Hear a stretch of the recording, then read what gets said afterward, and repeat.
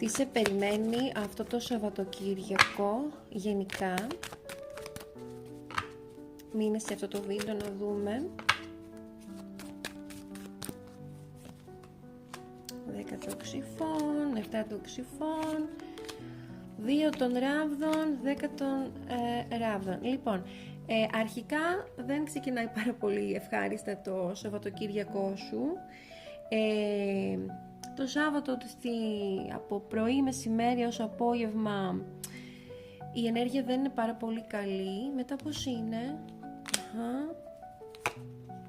Μετά φτιάχνει το πράγμα, μην ανησυχείς. Μετά φτιάχνει το πράγμα. Λοιπόν, ξεκινάς τη μέρα σου πολύ βαριά εδώ πέρα. Με πολύ στεναχώρια, πολύ άγχος. Νιώθεις μια προδοσία, νιώθεις μια στεναχώρια, μαθαίνεις κάποια νέα τα οποία ίσως δεν σου αρέσουν. Τώρα αυτό το άνοιγμα είναι γενικό. Οπότε θα προσπαθήσω να καλύψω όσες ενέργειες γίνονται. Ίσως γυρίζει και κάποιος πρώην σου εδώ πέρα που σου έχει φερθεί άσχημα. Κάποια πρώην ή πρώην σου.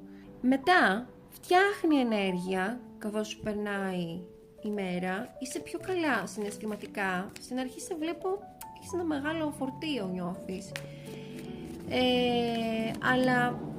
Άρα ίσως κάποια άσχημα νέα ακούσεις, κάτι που δεν σου πολύ αρέσει. Βέβαια απόγευμα έως βραδάκι βλέπω ότι ίσως συναντήσεις κάποια άτομα, περάσεις καλά, ξελαφρώσεις, θα ηρεμήσεις. Πιο μετά πώς θα είναι η Κυριακή? Για αυτούς που βλέπουν το βίντεο έχουν πέσει 2 ενέργειες εδώ πέρα, τις δεχτούμε? Έτσι όπως ήταν κολλημένα, όχι. Πρέπει να πέφτει μία-μία.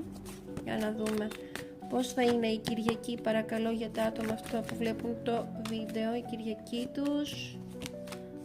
Ωραία. Κοίταξε να δεις, είσαι ακόμα επηρεασμένο από αυτά που έγιναν το Σάββατο.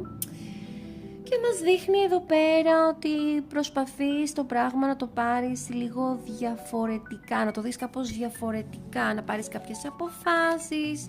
Σε βλέπω ότι προγραμματίζεις, φτιάχνεις ένα πλάνο για το πώς να διαχειριστείς αυτό που σου ήρθε, τα πράγματα είναι καλύτερα, περνάς και οικογενειακές στιγμές. Αλλά βλέπω ότι την Κυριακή αφιερώνεις χρόνο αρκετό στον εαυτό σου και όσον αφορά την ηρεμία σου, δηλαδή θα μπορέσεις αν αυτό που ζητάς είναι να χαλαρώσεις, να ηρεμήσεις από όλη αυτή την ένταση της εβδομάδας, θα το καταφέρεις την Κυριακή. Η Κυριακή είναι η μέρα σου. Είναι η μέρα που θα καθίσεις και θα χαλαρώσεις και ξέρω ότι